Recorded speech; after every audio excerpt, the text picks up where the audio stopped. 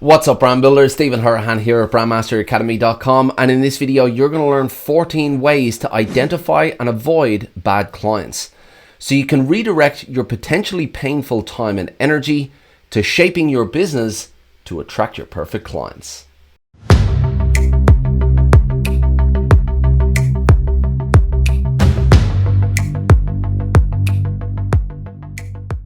Now, if you're new to the channel and you want to build brands that go beyond the visuals and the logo using strategy, psychology, and creative thinking, then you're in the right place. Hit that subscribe button and the notification bell. If you want to fast track your results, make sure you grab the Pro Brand Strategy Blueprint. It's a free download and the link is in the description. Now, there's an old saying that I've seen time and again that there are no bad clients. But through my experiences, I beg to differ because I have gone through those experiences and I have dealt with bad clients time and again, and they are very much real and they can make your life an absolute misery. And for me personally, they made me question the industry I was in and whether or not I enjoyed the branding industry and whether or not I wanted to continue to go down that road. So they can really make your life hell and be really influential in how you perceive your work and how you go about your day-to-day operation. So it's really important to learn how to identify those types of clients and redirect them so you don't allow them into your business, and instead you can focus your efforts on growing your business to attract the perfect clients that you want to work with. Now, there are plenty of signs that you're dealing with a bad client, but unfortunately for you, if you're experiencing these kinds of signs, then you've already allowed that type of client into your business, and you know exactly what type of signs I'm talking about here. Clients that speak disrespectfully to you. There are some clients who believe that just because they're paying you a fee, they can speak to you however they choose, and they can make your life hell if they believe that they can speak to you in that kind of way. If that's how they're speaking to you, then that is a sign that you're dealing with a bad client.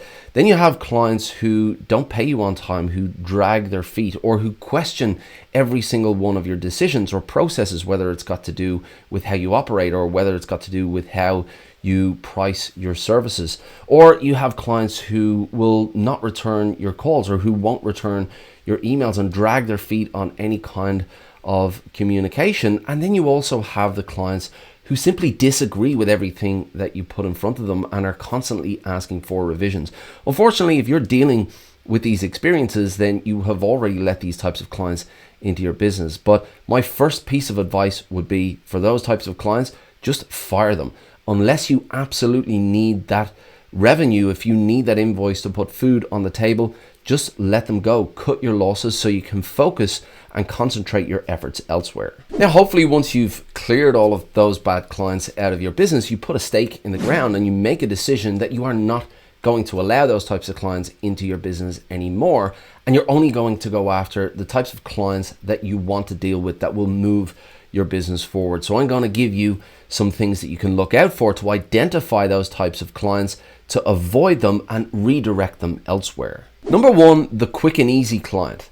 So you're going to get clients that come into your business and very early on in the conversation, they're going to be using terms like quick or easy or simple. And what they're doing there is they're trying to communicate the idea that what they want you to do should be quick or easy or simple. And if it's not, then they don't want that kind of service. And this all points to a budget issue. If they want it to be quick and easy and simple, then chances are they're dealing with a minimum budget here. So if you do get clients who are using that kind of terminology, who are saying words like quick and easy, then that is a sign that you're going to run into trouble down the line. Number two is the future work client.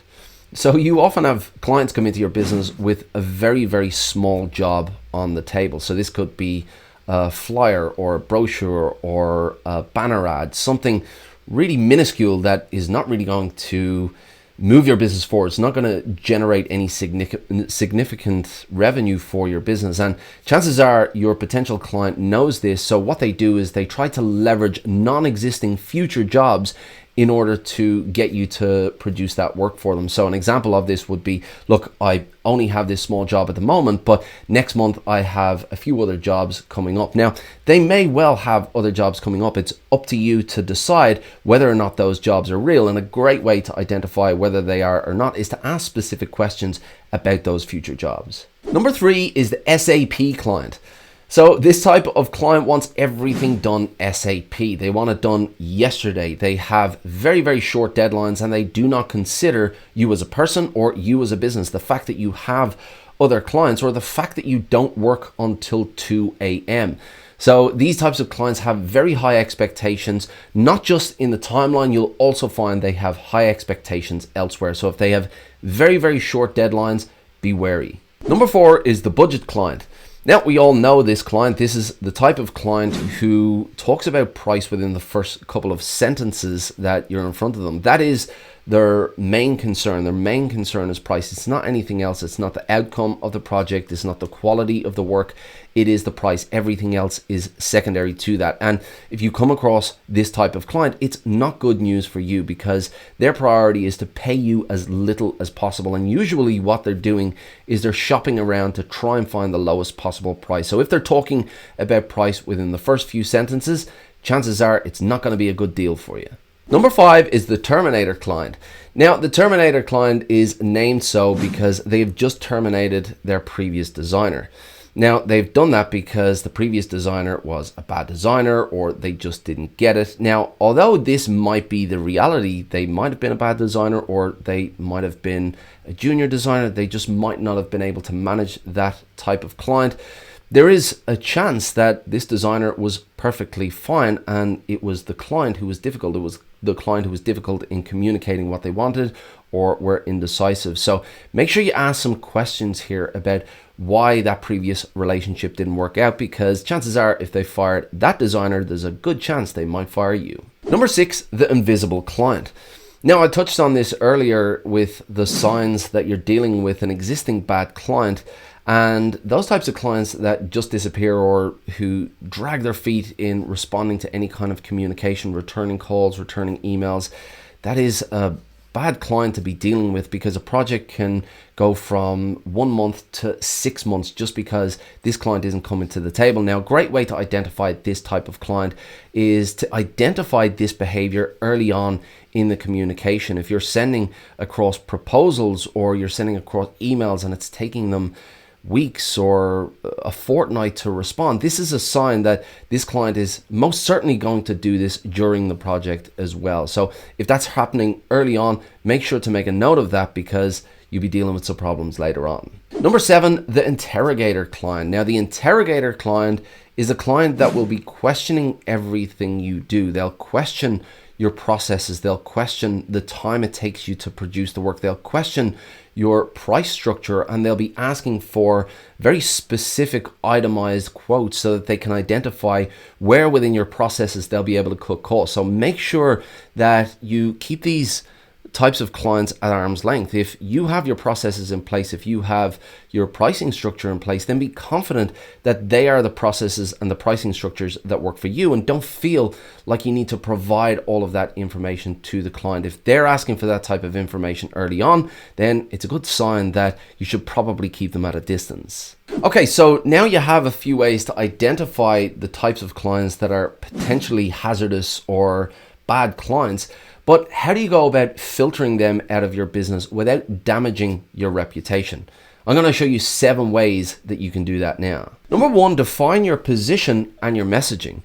Now, the types of designers that come into trouble with these types of difficult clients are the ones who aren't positioned very effectively. In fact, they're more likely positioned as a jack of all trades who can do absolutely everything that a client wants them to do. But you need to specialize within a particular niche. You need to specialize within a particular area that you can really become an expert in, that you can really turn your focus to and become known as the go-to person within that space, within your given niche. So make sure you identify what your position in the market is, and then refine your messaging across your website, across your social channels, to begin speaking about this area of specialization. Number 2, clarify what you don't offer as well as what you do.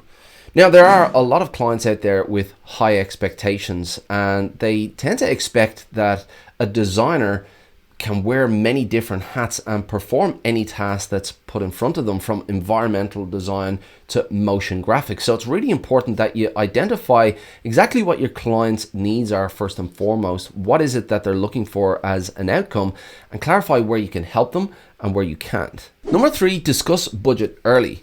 Now, I was definitely guilty of this early on in my career. I would be just happy that a prospect was speaking to me and showing interest in taking me up on my services. And all of a sudden I would be on the phone with a client for 1 or 2 hours and going through some follow-up emails and showing them what I do, only to get to the realization later on when I put my costing in front of them that they couldn't afford my services. So make sure that you speak about budget up front and make sure they have the budget to be able to afford you. Number 4, define and communicate your minimum costs. Now, it's important that you have clearly defined internally what your minimum costs are. What is that minimum invoice amount, so that if somebody comes to you with a particularly small job, you can simply put that figure in front of them and say, listen, this is my minimum cost for working with me. So maybe you have some other projects that I can do. Or they might come to you with an undefined budget and they don't know what they should be paying for. So it's important that you put a lower level of what you're prepared to start work with at, and put that in front of them so that there's no going back and forth and there's no time lost here. If they can't afford your services, you'll filter them out this way. Number 5, clarify your processes and requirements. Now, this relationship that you have with your client is in fact a relationship. You will be producing work, but they will be providing input. And it's really important that you clarify what your processes are and what your expectations of their input is. And this can literally save you months. If you communicate that early on, it will be top of mind with the client and they'll be less likely to drag their feet on communication. So make sure you clarify what your processes are, what their requirements are within your relationship. Number 6, define conditions within your contract. Now, this is really, really important. It's really important for the way you want to be paid, the inclusions within the scope of your work, including any kind of revisions. If you don't have a contract, then you have nothing to fall back on. And some clients can think that they are entitled to unlimited revisions, or they're entitled to pay you whenever they choose. So it's really important to get your conditions down within your contract and make sure that's agreed to early on. And number 7, get a large down payment. Now, I made this mistake early on in my career, and it wasn't until probably about 18 months into my career that I actually felt the brunt of this mistake. I had been making this mistake for about 1.5 years, but I never got bitten in the backside because of it. But then I took on a client and I invested a lot of time and effort into this client without any kind of down payment. And after a couple of months, the client just disappeared. They stopped returning any of my emails, and I had put a lot of time and effort into this work without any kind of down payment. So they weren't invested in the job and they simply disappeared, and I lost out on all of that time. Now, of course, that is a novice mistake, but it's really important to instill these processes into your business and make sure that you have your processes there and you get that down payment early on. If you put a hefty down payment up front, then it will scare off these types of clients that just want to take as much as they can without committing to anything. So make sure you identify what your down payment rate should be, what percentage of the overall product it should be, and get that before you start work. Now look, not all clients are bad. In fact, I've dealt with some of the best clients in the world, some really, really nice people, and they are the types of clients that I want to work with. We are aligned in terms of our values and beliefs,